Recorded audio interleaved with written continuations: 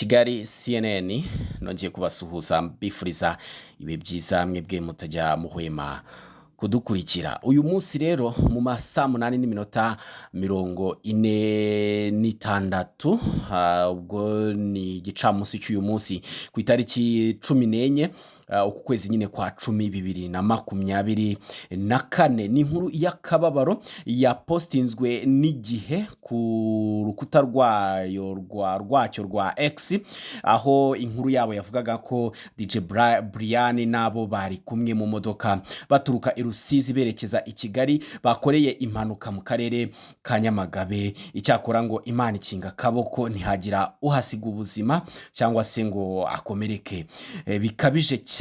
Ibi ni inkuru ibabaje cyane nko ku DJ Briane ukunzwe cyane n'abanyarwanda batari bakeya rwose, aho iyi nkuru yashenguye benshi kuyumva, gusa benshi bashima Imana yuko nta wakomeretse cyane nyine nkuko ikinyamakuru Igihe cyabitangaje. Rero mbere yuko mbabwira nyirizina icyo nashaka ngo tuganireho, reka mbanze wenda batazi DJ Briane mbanze mubabwireho gakeya. DJ Briane ubundi amazina ye bwite yitwa Gateka Esther Briane, akaba yaramamaye cyane nyine nka DJ Briane, akaba ari umunyarwandakazi nyine utuye mu gihugu cy'u Rwanda, ukora akazi nyine ko kuvanga imiziki, ibi bita nyine ubu DJ, ibyo kandi abikorera mu gihugu cy'u Rwanda. Rero uyu Gateka akaba ari umugore w'umunyamuziki nyine uvanga imiziki nyine, aho yigeze no gutsinda irushanwa nyine rya The Choice Awards.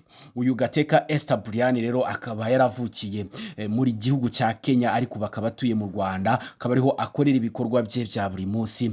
Ni umubyeyi rero nanone w'umwana ufite umwana umwe, akaba nyine akomeza gutangaza ko cyangwa se akunda gutangaza ko mu buzima bwe nyine yabayeho nabi cyangwa se yabayeho mu buzima bubi cyane akiri umwana, bikaba ari byo nanone ngo byamuhaye kuba akunda kandi akita ku bana cyane kugira ngo nyine nabo batazabaho nabi. Havugwa byinshi cyangwa se navuga byinshi kuri uyu mu DJ w'icyamamare cyane, ariko ikintu kibabaje cyane ariyo mpamvu mfashe aka kanya kugira ngo ndikodinge ino nkuru. Ni zimwe muri comment kuri iyi nkuru nyine ivuga kuri iyi mpanuka ya DJ Briane nabo bari kumwe, ariko cyane cyane comment zibanda kuri DJ Briane.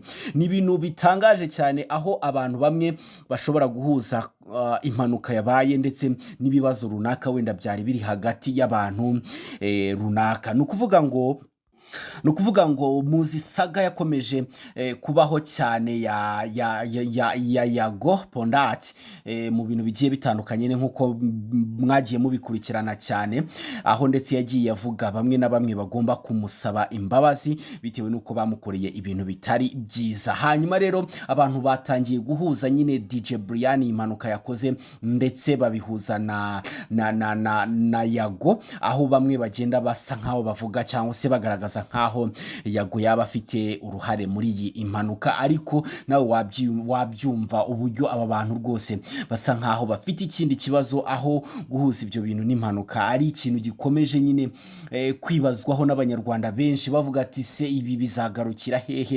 Ibi bintu byo guhuza ibintu bitahuzwa ni biki?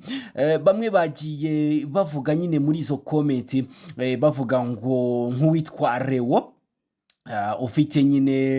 ufite hando ya arobase cyangwa se ati tuyishime P620 yavuze ati big energy wigeze kwishima hejuru Yago uri kuri ubwo bya bibazo byo kwibwa cano nyine n'ibindi nyine wamuvugagaho nawe birakugarutse. Urumva nyine ahise asa nkaho nyine yishima hejuru nyine kuri DJ Briane ko ibyo yaba yaravuze kuri Yago nawe bimugarutse, abihuza nyine n'iyi mpanuka, aho iki ari ikintu kibabaje cyane, aho abantu aho kwihanganisha umuntu bagenda bazura akaboze, reka mbivuge gutyo. Undi nawe ati Yago ubu ngubu ari kujya umuziki yishimira ibyago bya DJ Briane nyumvira nawe komenti z'abanyarwanda muri iyi minsi ni ikibazo gikomeye cyane, aho ubuyobozi butagize ikintu bukora ibintu bishobora kuzagenda bifata indi ntera, kuko ibi ni cyberbullying kandi bigize icyaha. Undi nawe witwa Dike Samu yavuze ati big energy told you gusaba imbabazi muranga bizagorana aise. Hanyuma ibi nabyo ni ikibazo, ni ukuvuga ngo ibi ngibi birasa nkaho uyu Dike Samu ari guhuza nyine iyi mpanuka ya DJ Briane no kuba atarasabye imbabazi Yago Pondati. Ni inkuru nyine iri kugenda nyine igirwaho comments zitandukanye, aho bamwe nyine nkuko nabibabwiye bari kugenda babihuza n'ikibazo DJ Briane yaragiranye na Yago, aho rwose banyarwanda navuga nti murekera hanyaboneka, murekeraho, ntago ibi bintu bikwiye, ntago showbiz yacu ari uko yakomeza kubakwa. Ni Kigali CNN rero aho nkubwira nti kanda subscribe kugira ngo dukomeze tubane na update ziba zigiye zitandukanye ndetse n'amakuru abari kugenda cicikana hirya no hino mu binyamakuru, ku mbuga nkoranyambaga ndetse no mu nyamakuru bigiye bitandukanye. Sicyo kandi nanone mbafitiye amakuru yuko uyu munsi nyine Minisitiri w'Ubuzima Dr Sanzimana Sabe yagiranye ikiganiro n'abayobozi b'amadini nyine ndetse n'amatorero yo mu Rwanda. Ni ikiganiro cyabo rero cyakunze kwibanda ku gutanga ishusho yuko indwara iterwa na virusi ya Marburg ihagaze mu Rwanda, kandi ni ikiganiro cyanagarutse nyine ku ruhare rukomeye cyane aba bayobozi bafite